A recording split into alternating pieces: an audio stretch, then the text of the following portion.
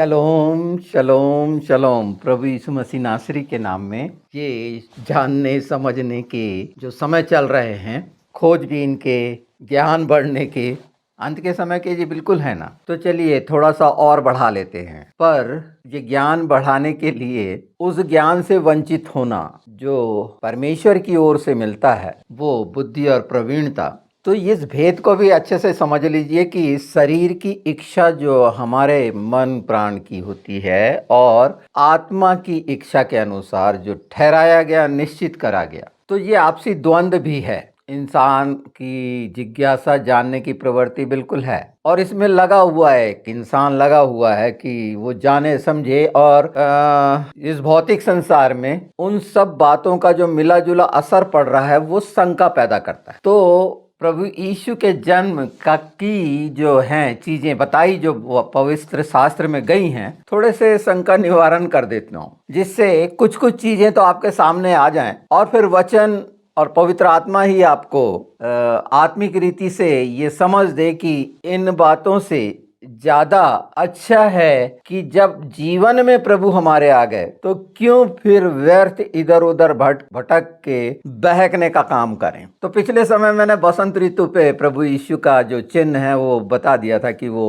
ऐसा समय नहीं था। बरसात और ठंड का तो बिल्कुल नहीं था। अब उसके लिए कि नहीं था ये कन्फर्म कैसे कर सकते हैं? तो जो महीना रखा गया लोगों के हिसाब से दिसंबर, 25 दिसंबर, वो क्यों रखा गया और प्रभु यीशु के करीब 336 साल बाद किस आधार पर लोगों ने ये रखा, तो उसे भी हम देख लेंगे, समझ लेते हैं। वो हिस्सा रोमन साम्राज्य से जुड़ा हुआ है, कॉन्स्टेंटाइन के समय से, कि उस समय जो लौसीदिया का जो सभा थी, जैसे लासिया जो बोलते हैं ना, काउंसिल ऑफ लेसिया, और ये सभाएं हुआ करती थी और उसमें निर्णय लिए जाते थे बिशप के। तो उस समय सिल्वेस्टर करके बिशप थे, उन्होंने ये घोषणा की थी प्रभु यीशु से 336 साल बाद, और एक चालाकी के तहत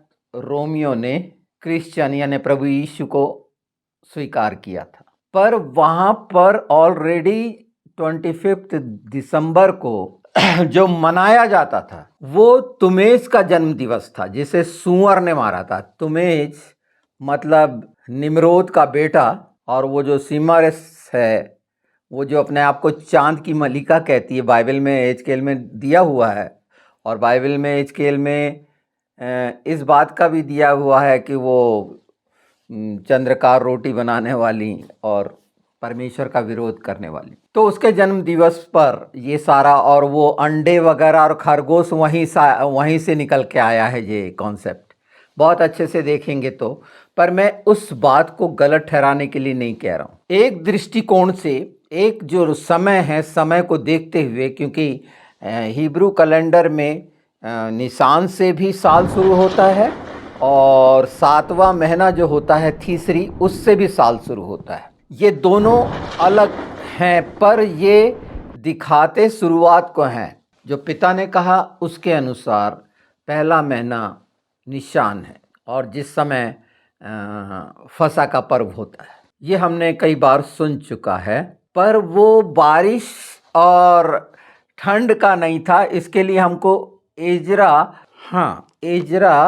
10 का हम 9 देखते हैं। तब यहूदा और बिन्यामीन के सब मनुष्य 3 दिन के भीतर यरूशलेम में इकट्ठे हुए। यह 9वें महीने के 20वें दिन में हुआ, और सब लोग परमेश्वर के भवन के चौक में उस विषय के कारण और भारी वर्षा के मारे कांपते हुए बैठे रहे। भारी वर्षा हो रही है और कांप रहे हैं, मतलब ठंड का मिला जुला जो ठंड की समय रहता है जिसमें बरसात। और ये 9वां महीना यही जो महीना चल रहा है जिसमें रिकॉर्डिंग हो रही, किस्लेव कहते हैं इसको। किस्लेव का महीना जो अक्टूबर और नवंबर का मिला जुला होता है, ये 15-15 दिन का। तो 9वें महीने में बारिश इस समय में नहीं होती। वहाँ जो बताया गया है कि वहाँ से शुरू होता है दिसंबर तक, तो वो बारिश और ठंड का ये वो समय होता है। तो पहरा कैसे दे रहे थे? जिस समय प्रभु यीशु का जन्म हुआ वो पहरा दे रहे थे। मतलब उस समय ये पूरा समय जो अक्टूबर, नवंबर, दिसंबर बिल्कुल नहीं होता है। इस बात को और अच्छे से देख सकते हैं ना, अगर हम देखना चाहें तो ध्यान दीजिए, यिर्मयाह है ये, यिर्मयाह 36 का 22। राजा शीतकाल के भवन में बैठा हुआ था क्योंकि 9वां महीना था और उसके सामने अंगीठी जल रही थी।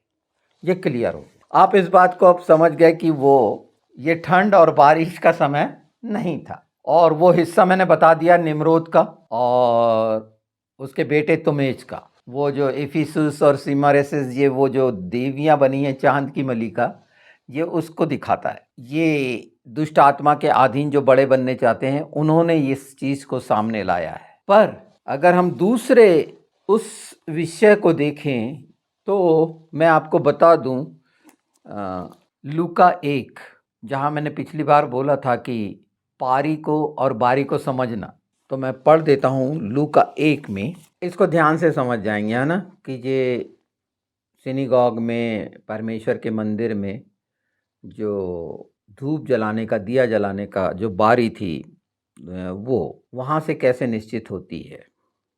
पाँच से पहला का 5, यहूदियों के राजा हेरोदेश के समय अबीयह के दल, ये अबीयह का दल याद रखिएगा, इसको मैं बताऊंगा कौन सा है अबीयह का दल, में जकरिया नामक एक याजक था। अबीयह के दल में जकरिया नाम एक याजक था और उसकी पत्नी हारून के वंश की थी जिसका नाम एलीशिबा था। वे दोनों परमेश्वर के सामने धर्मी थे और प्रभु की सारी आज्ञाओं और विधियों पर निर्दोष चलने वाले थे।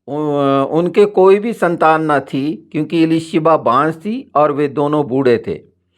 जब वह अपने दल की पारी पर परमेश्वर के सामने याजक का काम करता था तो याजकों की रीति के अनुसार उसके नाम पर चिट्ठी निकली कि प्रभु के मंदिर में जाकर धूप जलाए। धूप जलाने के समय लोगों की सारी मंडली बाहर प्रार्थना कर रही थी। उस समय प्रभु का एक स्वर्गदूत धूप की वेदी की दाहिनी ओर खड़ा हुआ उसको दिखाई दिया।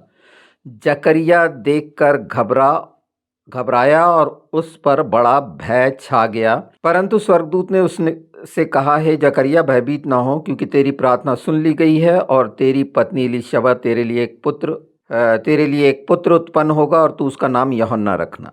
यहाँ स्वर्गदूत आया है, ये समाचार दिया गया है और समय अबीयह के दल का जो जकरिया याजक था उसका समय है ये। तो अब उस समय को अगर हमको जानना है कि ये दल कैसे बने और ये दल का क्या मतलब है और इनमें कौन कौन है, तो हम देखेंगे पहला क्रॉनिकल, पहला इतिहास, उसका 24।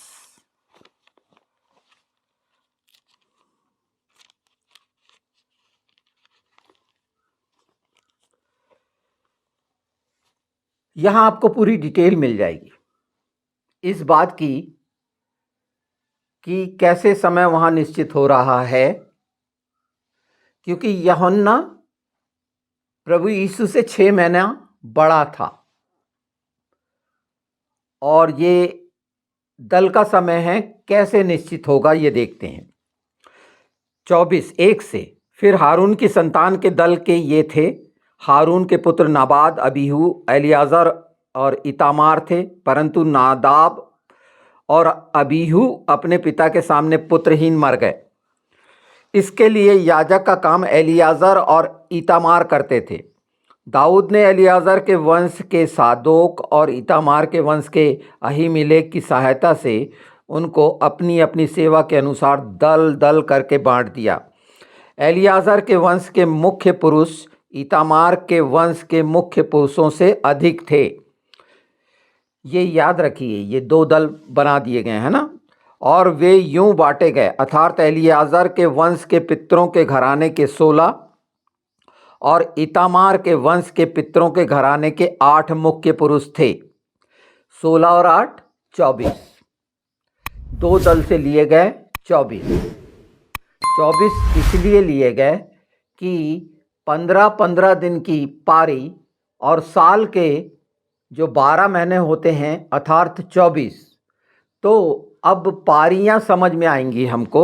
ये तो बढ़ गए क्योंकि एलियाज़र और इतामार दोनों के वंशों में पवित्र स्थान के हाकिम और परमेश्वर के हाकिम नियुक्त थे। नेतनेल के पुत्र समाया ने जो लेवी था उनके नाम राजा और हाकिमों और सादोक इस तरह से पूरों का चला। अब चिट्ठी निकलने का समय आया। ये बढ़ गए कि कौन करेगा, तो चिट्ठी डाली गई। 24 चिट्ठियां डाली गई कि किसका नंबर कब होगा। ये 24 के नाम अगर हम देखेंगे इतिहास 24 उसका 7 से, तो पहली चिट्ठी यहोवा रिब के, और दूसरी यादाया के, तीसरे हरीम के, चौथी सोरीम के, और पांचवी मिलिक्या के, छठवीं मिमियामीन के, और सातवीं हकोश के, आठवीं अबीयाह के। ये अबीयाह के इनका दल था, सबका दल दे दिया गया था। और ये खास चुने गए थे 24 जो अपनी पारी के अनुसार वहाँ पर याज की सेवा करें। तो ये 8वां नंबर था। एक चीज़, तो जो 8वां नंबर होगा तो स्वाभाविक कौन सा महीना होगा, आधा कर दीजिए, ये चौथा महीना था। और चौथा महीने में भी 15 से 30 का समय था हमारे गैग्रियन कैलेंडर के अनुसार। पर हिब्रू कैलेंडर के अनुसार जो समय है वहाँ पर 355 दिन का लिया जाता है और हर 19वें साल एक महीना बढ़ाया जाता है। हम उसको अगर कैलकुलेट करते हैं तो आपको मिल गया चौथा महीना। तो चौथा महीना जनवरी फरवरी में समझ ली, मार्च अप्रैल। जब 9वां महीना अक्टूबर और नवंबर होता है किसले, पहला महीना निशान होता है, और 12वां महीना अबीब होता है। तो पहली बात तो चौथा महीना समझे हम ना, ये चौथे महीने में हो रहा है। और चौथे महीने से, क्योंकि प्रभु यीशु के जन्म की बात है, चौथे महीने से जो छठवां महीना था, जब 6 महीने का हो गया, यहाँ से 6 महीना पूरा हुआ, तब जिब्राइल मरियम के पास पहुंचा, क्योंकि 6 महीने का समय था। और जिब्राइल 6 महीने बाद, यहाँ हम समझ लिए कौन से महीने की बात है, और यहाँ महीने को काउंट कर लो तो ये 10वां महीना होता है। 10वें महीने में हिब्रू कैलेंडर के अनुसार जिब्राइल मरियम के पास गया, और जिस क्षण उसने ये बताया, गर्भ धारण का समय ठहरा। और ये अंतिम की बात है 15 से, और जगत में ज्योति आई। ये एक समझ, इस समय के अनुसार वो बात पूरी हुई जैसे हम जिस समय कहा गया पवित्र शास्त्र में, इसको आत्मिक रीति से जब हम समझ रहे हैं, और पवित्र शास्त्र में ये कहा गया था ना कि इसका नाम इमैनुएल रखना, तो फिर प्रभु यीशु क्यों नाम आया, यहाँ पर भी होता है ना। पर आज वो वचन पूरा है कि परमेश्वर हमारे साथ या हमारे बीच में, ये जो कहा गया वचन किस रीति से पूरा होता है, इस बात को पवित्र शास्त्र बहुत स्पष्ट दिखाता है कि जो समय रखा गया है और हर बात रखी गई है, तो हर बात का उत्तर है आप उसको किस नजरिए से ले रहे हैं। तो डेफिनेटली प्रभु यीशु का जन्म हमारे जीवन में महत्वपूर्ण रखता है कि वाकई में हम नए हो गए, नए सृष्टि हो गए। यह भौतिक दृष्टिकोण से संसार में तो वो तो साबित हो गया ना। प्रभु यीशु के बाद और प्रभु यीशु के पहले का समय निश्चित करने वाली खूंटी, इसके अलावा कुछ नहीं। इस पर लोग बहके हुए, भरमाए हुए नाना प्रकार की चीजें और समय, वो माया सभ्यता और दुनिया भर का, वो एक तो नेस्त्रादम्स के बारे में बड़ी बड़ी बातें करता है जो फ्रांसीसी, और उसने लिया कहाँ से, बाइबल से ही उन बातों को। पर अन्य जाति उसको महान बताना चाहती है जो बाइबल में उससे कहीं ज्यादा स्पष्ट, पर वो क्यों नहीं समझ पाते बाइबल को? सिर्फ यही वजह है कि उनका जो सांसारिक शारीरिक और शैतानी जो स्वभाव, जो बुद्धि के भ्रष्ट होने के परिणाम स्वरूप हमारे सामने दिखता है, और ये कन्फ्यूजन कि वहां पर कब होगा, ऐसा होगा, वो खून, यानी परमेश्वर के वचन को तोड़ने की इच्छा। पर स्पष्ट जहां तक हमें पवित्र आत्मा समझा रहे हैं, अगर हम इसे समझते हैं तो आपके सामने पूरी पिक्चर एकदम साफ है। भटकने की जरूरत नहीं है। इससे ज्यादा और क्या, जगत में ज्योति आई और लोगों ने ग्रहण नहीं किया। जिसने दावा किया, लोगों को उसमें अन्य जातियों को शर्म आती है कि न वो द्वार समझना चाहते, जबकि प्रभु यीशु ने अपने को अच्छा चरवाहा समझा। उनको बड़ी बड़ी बातें ठीक लगती राजा। चरवाहा क्या होता है, गड़रिये क्या होते हैं, ये उन्हें इन चीज़ों से नहीं, उन्हें तो जो दिखना है, ताम झाम दिखाना है, और दिखाते हैं जिस रीति से, और सब रह जाता है। उन्हें नहीं मालूम पुनरुत्थान। उनको तो वो 84 करोड़ का और योनि का, जिसमें अब आता पता भी नहीं है कितनी योनियां साफ हो गई, है ना। 84 करोड़ों में जिसकी गिनती इनने बोल दी है, उसमें से कितने निपट गए, आज उनका इस पृथ्वी पर, सारी सृष्टि पर कोई नामो निशान नहीं है। फिर क्या करेंगे। तो जो व्यर्थ की कल्पना, मैथोलॉजी इन लोगों के द्वारा डाली गई, और कट्टरता, ये सच्चाई जो आपके सामने आ रही है, वो कि पुनरुत्थान और जीवन मैं हूँ, वो सच की मार्ग, सत्य और जीवन है, कोई बोल सकता है, और हर जगह सत्य साबित होती है, हर बिंदु पर साबित होती है। उसके बाद भी एक, चाहे मसीही हो गैर मसीही हो, उसका आचरण इतनी सच्चाई के साथ रहने के बाद भी शरीर की लालसाओं में भटकने के कारण शैतान का शिकार होकर क्या क्या भोग रहा होता है। इस सच्चाई के बावजूद भी, जबकि हर दिन अनुग्रह काफ़ी है बोला गया है, हर दिन का अनुग्रह, आशीषों का, खुशियों का परमेश्वर ने रखा, और अपना साथ कि मैं कभी नहीं छोड़ूंगा, तो उसके साथ में क्या है, आनंद और खुशियां हैं ना। मुंह से बोल देने से हम बोलते हैं क्या, वो कभी साथ नहीं छोड़ेगा, अब उसे साथ बोल रहे हैं, पर साथ हैं क्या, उसके साथ हैं। अगर हैं तो फिर ये खिचकिच क्यों, इस तरह की परेशानी क्यों, रोग क्यों। हाँ, थोड़ी बड़ी चोट और ये मौसम का प्रभाव एक अलग बात है। तो जो हम बोल रहे हैं उसकी प्रतीति नहीं कर रहे हैं। और बोलने के विषय में पवित्र आत्मा ने बहुत अच्छे इस बात का बड़ा विस्तार पूर्वक वर्णन है।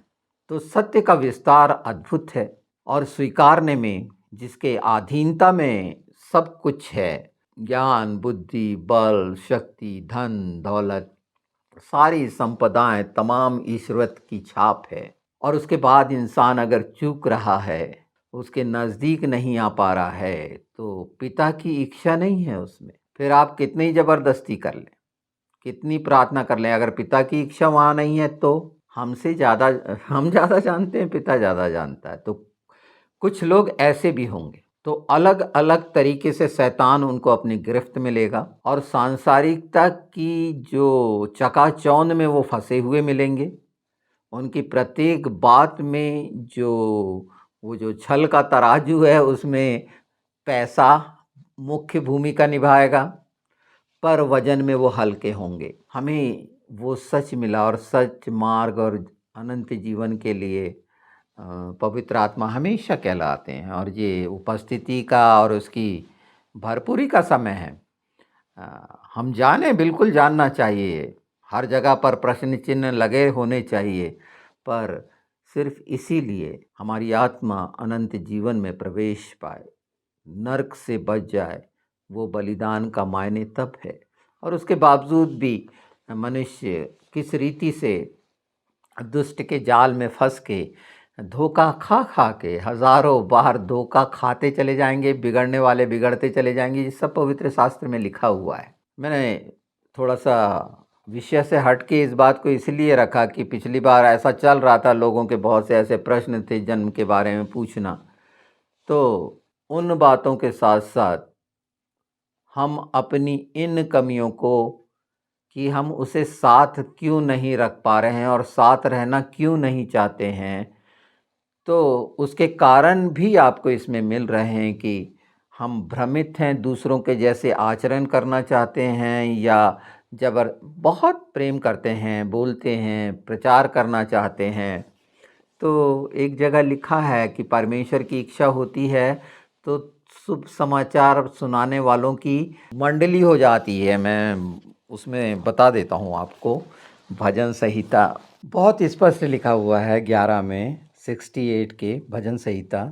प्रभु आज्ञा देता है तब शुभ समाचार सुनाने वालों की बड़ी सेना हो जाती है।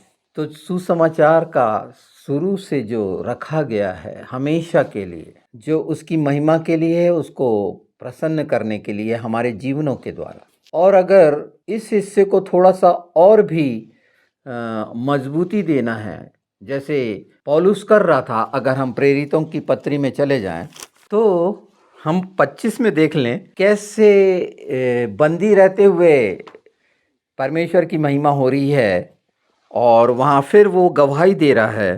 तो आप देखिए 26-13। तो हे राजा, मार्ग में दोपहर के समय मैंने आकाश से सूर्य के तेज से भी बढ़कर एक ज्योति अपने और अपने साथ चलने वालों के चारों ओर चमकती हुई देखी। जब हम सब भूमि पर गिर पड़े तो मैंने इब्रानी भाषा में मुझसे यह कहते हुए एक शब्द हुआ, हे शाऊल तू मुझे क्यों सताता है? पैने पे लात मारना तेरे लिए कठिन है। तो ये जितने सताने की कोशिश पैने पे लात मारने वाले कठिन है, वो चाहे कितना ही करें, प्रभु का राज बढ़ना है। ये उस समय ये गवाही दे रहा है, ये रोमन साम्राज्य अग्रिप्पा के सामने। पूरी कैदी का जीवन 2 साल का बीत चुका है और वहाँ सारी चीज़ें हुई हैं। और आपने एक जगह तो कहा गया, क्या तू मुझे मसीह बनाना चाहता है? तो वहाँ पर भी उसके जवाब ये बहुत सुंदर है। अगर इनको आप 20-22 से यहाँ तक भी देखें, पर ये आज जो शैतान पैने पर लात मारने की जो कोशिश करता है, सताने की कोशिश करता है, मसीह के लोगों को घेरने की कोशिश करता है। पर इसमें आपने एक खास बात और देखी क्या? इसमें बड़ा स्पष्ट है कि इब्रानी भाषा में बातचीत हो रही है, साफ साफ। यानी हर चीज की सच्चाई रोमन साम्राज्य के सामने वो अपनी गवाही दे रहा है। और प्रभु यीशु इब्रानी भाषा में बात कर रहे हैं, जिसमें आप हालेलुया वगैरह सब इब्रानी मतलब हिब्रू भाषा, और सारे भेद उस भाषा में छिपे हुए हैं और सब कुछ खुल गया प्रकाशित वाक्य में इस बात की समझ के साथ। तो ये खूबसूरत हिस्सा जवाब देता है पवित्र शास्त्र में। लोग इसको मिस कर जाते हैं इब्रानी भाषा में। तो वहां पर इब्रानी भाषा में बोलने का क्या मतलब था? साफ साफ बताना कि जिसका तुम इनकार करने वाले थे, जिसके लिए गलत अफवाह फैलाए थे कि लाश चुर गई, वो तमाम झूठ और वो प्रमाण पौलुस परमेश्वर कैसे इस्तेमाल करता है? वही जो सबको सताता था, बंदी गृह में डालता था, मरते हुए देखता था, उनका गवाह बनता था, परमेश्वर ने इस्तेमाल किया उसका। थोड़ा सा अगर हम योएल में चले जाएं तो कि योएल 2 में क्या बताया गया है, ये सारा मसीह की देह में मजबूती के लिए, वो शंकाओं का निदान करने की पवित्र आत्मा के द्वारा जो आप सुन रहे हैं, ये निदान है कि ये जो बटे हुए हो आप अलग अलग डिनोमिनेशंस में, बड़े अलग अलग विचारों में, 40,000 संस्थाएं अलग अलग से जो बढ़ गई हैं, पर हैं मसीह की देह। उसके लिए आपको मैं बता दूं, ये मजबूती देने के लिए जहां पर शंकाएं हैं, तो जब तक कोई विषय ऐसा आता है तो अपने मन के अनुसार, अपनी पढ़ाई लिखाई के अनुसार उसका जवाब मत दीजिए। ये परमेश्वर की यूनिवर्सिटी की बात है, यहाँ के कॉलेजों की नहीं है ना। तो उसके भेद वो ही प्रकट करेगा। इंसान अपने रीति से जानने की कोशिश करेगा तो शैतान का साथी होगा खोजबीन करके, है ना। तो मैं आपको योएल 2 सुना देता हूँ कि ये सब मजबूती और शंका समाधान के लिए पहले से और हम एक आत्मिक युद्ध में हैं, तो हमारे दायित्व क्या होने चाहिए, इसको तो अच्छे से समझ लें कि हाँ आत्मिक युद्ध में लड़ रहे हैं, लहू मांस का नहीं है, पर अलग अलग। अब कहा गया कि अगर तेरे भाई से, और हम मसीह में भाई हैं, और बैर रखे हुए हैं तो प्रार्थना सुनी जाएगी क्या? बिल्कुल नहीं सुनी जा रही है। और ये झंझटों में क्यों पड़े? किसी मनुष्य के बहकावे में कोई मनुष्य ज़्यादा महत्वपूर्ण हो गया? वो अगवा जो इस पृथ्वी पर मिनिस्टर ज़्यादा महत्वपूर्ण है कि हमारा जो स्वर्गीय मिनिस्टर है, महायाजक है, वो महत्वपूर्ण है? आदर करना चाहिए, पर गलत अगर कोई सिखा रहा है और ठोकर का कारण है तो वो खुद तो डूब रहा है और उन कलीसियाओं को। क्योंकि बहुत सी बातें मेरे सामने आती हैं कि इतना प्रेम करते हैं प्रभु यीशु से, जो प्रभु यीशु को ग्रहण करे हैं, और ये बहकाने वाले उनको आशीषों में भरमा के, परमेश्वर ने ये याद रखिए सबके लिए आशीष निश्चित कर दी। सब चीज़ों की परिपूर्णता, भरपूरी, बहुतायत की आशीष और जयवंत जीवन उसके साथ है, किसी मनुष्य के साथ नहीं। और प्रार्थना इसलिए कि अगर आपके अंदर बैर का बीज डाल रहा है कोई पास्टर या बिशप या कोई भी मिनिस्टर, किसी के विरुद्ध में बोल रहा है, तो समझिए कि वो शैतान का हाथ में है और वो आपको भी प्रताड़ित करवा रहा है। और ऐसी कलीसियाएं सूख गई, उनमें कर्ज बाजारी और नाना प्रकार के व्यभिचार और सब चीज़ पाए जाएंगे। इसी तरह से हुआ ये बहकाने और भरमाने और अपनी ज्ञान दिखाने वालों में इंग्लैंड के बहुत सारे चर्च और अमेरिका के बहुत सारे चर्च सूने पड़ गए, और यहाँ भी वही हाल है। और ये सिर्फ और सिर्फ इसी बात के कारण है, खोजबीन ज्ञान का बढ़ जाना। मैं ज्ञान की, उस ज्ञान की बता रहा हूँ। और वहाँ पर इन चीज़ों में भटकने से ज़्यादा प्रभु यीशु की संगति में, प्रभु यीशु के साथ होना, पवित्र आत्मा के साथ होना, पिता को प्रसन्न करना, ये अगर हमारे एक पुत्र का दायित्व अगर हम करते हैं तो वो कभी नहीं छोड़ना है। छोड़ता इंसान है इधर उधर अपने कामों में, जब वो दुनिया भर के संसार और शरीर में भटकता है तो छोड़ देता है वो।